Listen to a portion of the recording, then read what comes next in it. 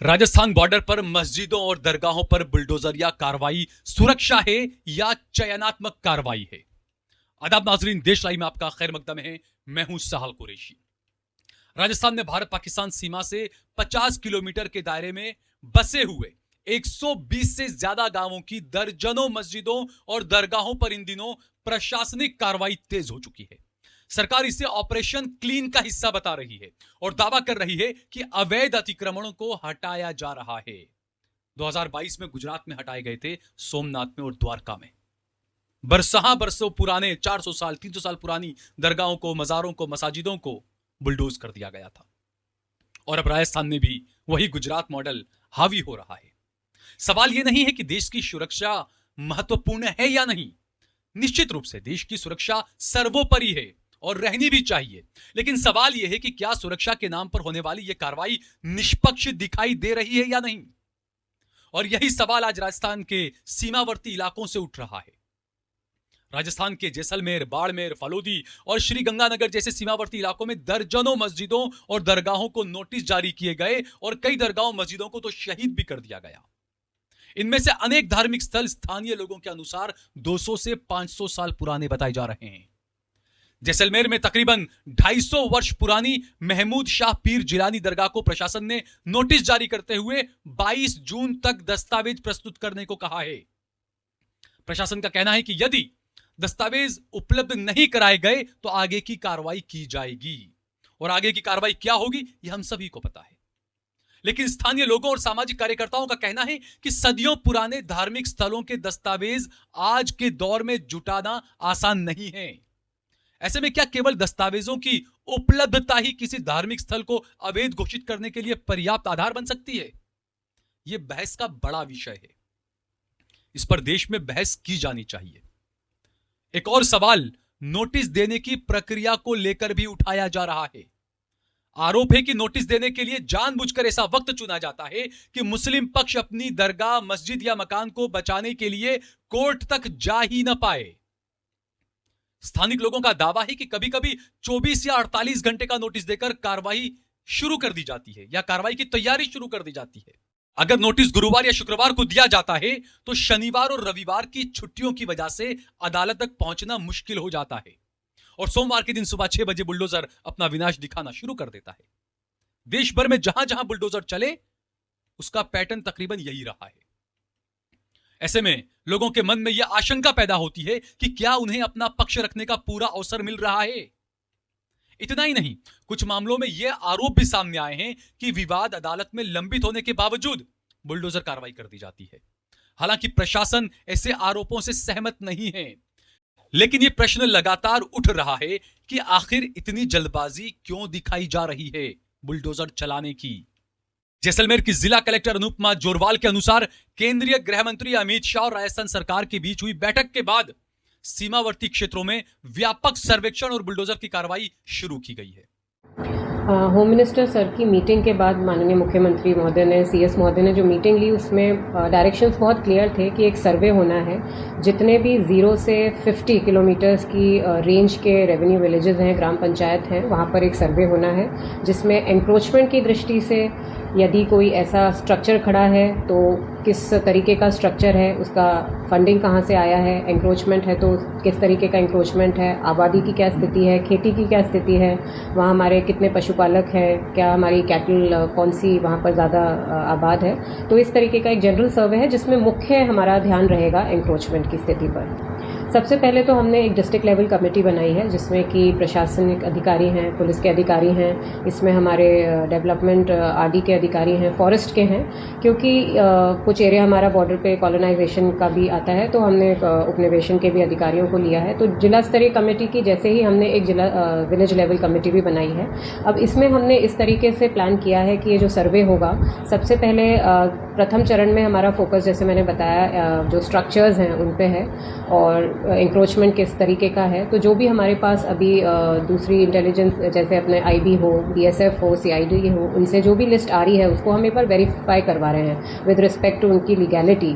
उसके बाद इसमें हम लोग प्लान करेंगे कि सरकार के डिपार्टमेंट के कम्पिटेंट अथॉरिटीज़ के निर्देश अनुसार कि इसमें हमें आगे कैसे बढ़ना है। इस सर्वे के तहत यह देखा जा रहा है कि किसने अतिक्रमण किया, वो कहां से आया, उसकी फंडिंग का स्रोत क्या है, आबादी की स्थिति क्या है और भूमि उपयोग का स्वरूप क्या है। प्रशासन का कहना है कि मुख्य उद्देश्य अवैध अतिक्रमण की पहचान करना है।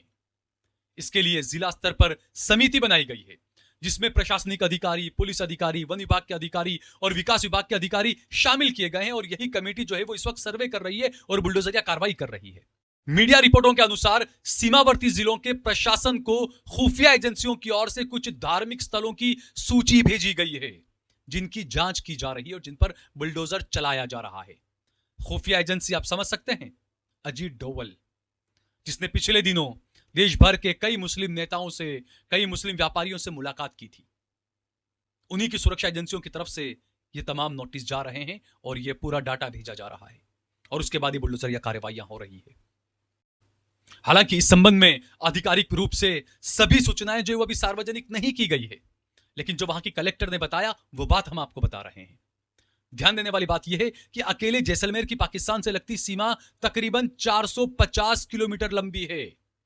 सुरक्षा एजेंसियां लंबे समय से इस पूरे क्षेत्र को संवेदनशील मानती रही है, लेकिन इसी बीच राजनीतिक बहस भी तेज हो गई है। राजस्थान के पूर्व मुख्यमंत्री अशोक गहलोत और बाड़मेर से कांग्रेस सांसद उमेद राम बेनीवाल खुलकर इस मुद्दे पर सामने आए हैं। सांसद उमेद राम बेनीवाल का कहना है कि 200 या 300 साल पुराने धार्मिक स्थलों के दस्तावेजों को जुटाना बेहद कठिन काम है, इसलिए प्रशासन को ऐतिहासिक और सामाजिक वास्तविकताओं को भी ध्यान में रखना चाहिए।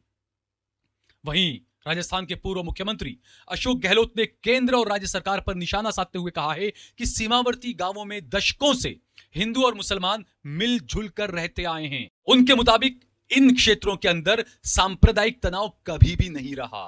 आजादी के बाद इन गांवों में न कभी दंगे हुए, न कभी हिंदू मुसलमान के बीच में कुछ ऐसा तसादुम हुआ। फिर भी सिर्फ मुस्लिम धार्मिक स्थलों पर कार्रवाई होने से लोगों के मन में सवाल पैदा होना स्वाभाविक है। गहलोत का आरोप है कि ऐसी कार्रवाइयां करके बीजेपी समाज में ध्रुवीकरण को बढ़ा रही है। आज तक न तनाव हुआ, दंगे हो रहे। कुछ एरिया के अंदर भी जो मस्जिदें हैं, दरगाह है, उनको चुन चुन के आप गिरा रहे हो, भड़का रहे लोगों को, क्या तो भड़काने का। ये जो घटनाएं आ रही तो ये समझ के परे है सरकार आगे चाहती क्या। ये एजेंडा जो उनका ध्रुवीकरण का है, मैं इन सब बातों को उसी का पार्ट मानता हूँ, जिससे कि धर्म आधारित जो चुनाव जीत हासिल कर रहे लोग, वो उनकी जीत बनी रहे। चुनाव आते रहते हैं, 5 राज्यों में चुनाव और है। इन बातों का मैसेज पूरे मुल्क में जाता है।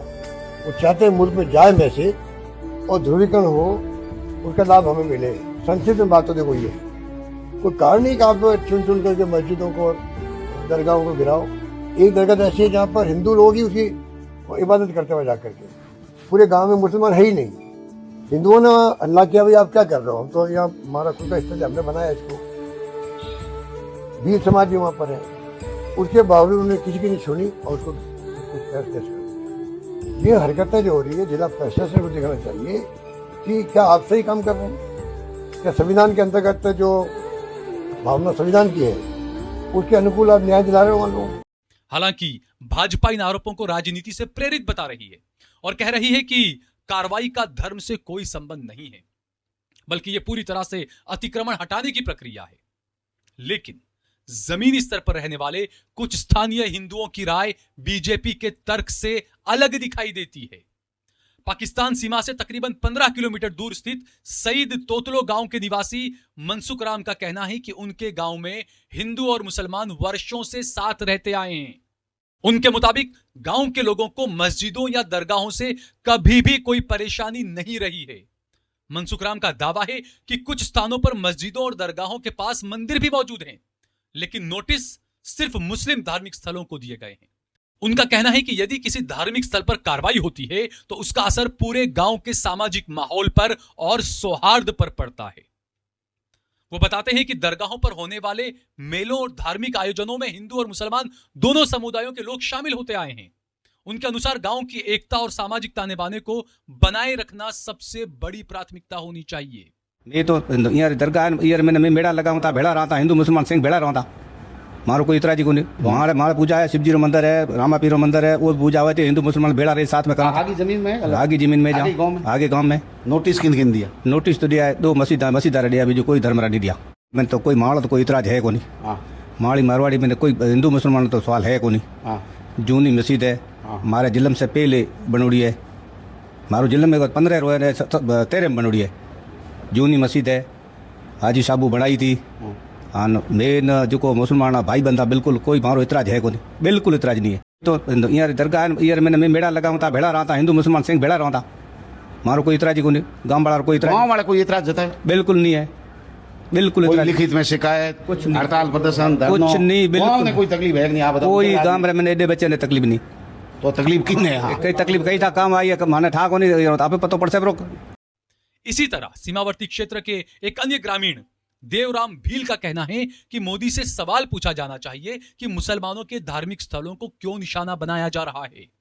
सरकार को यह स्पष्ट करना चाहिए कि कार्रवाई का आधार क्या है। अब सबसे बड़ा प्रश्न यही है कि क्या यह पूरी प्रक्रिया केवल अवैध अतिक्रमण हटाने की प्रशासनिक कार्रवाई है या फिर इसके चयन और तरीके को लेकर उठ रहे सवालों की भी निष्पक्ष जांच की जानी चाहिए। लोकतंत्र में सुरक्षा भी आवश्यक है और न्याय भी। अगर कोई निर्माण वास्तव में अवैध है तो कानून के अनुसार कार्रवाई होनी चाहिए, लेकिन इतना ही आवश्यक यह भी है कि कार्रवाई पारदर्शी हो, सभी पक्षों को सुनने का अवसर मिले और किसी समुदाय को यह महसूस न हो कि उसके साथ भेदभाव किया जा रहा है। क्योंकि भारत की असली ताकत केवल उसकी सीमाओं की सुरक्षा में नहीं है, बल्कि उसके समाज की एकता, न्याय व्यवस्था की निष्पक्षता और संविधान के प्रति भरोसे में भी निहित है। आप इस पूरे मुद्दे को किस जाविये से देखते हैं, अपनी राय हमें कमेंट करके जरूर बताइए। अगर आपने हमारा चैनल सब्सक्राइब नहीं किया है तो हमारे चैनल को जरूर सब्सक्राइब करें। फिलहाल मुझे दीजिए इजाजत। जय भारत, जय हिंद।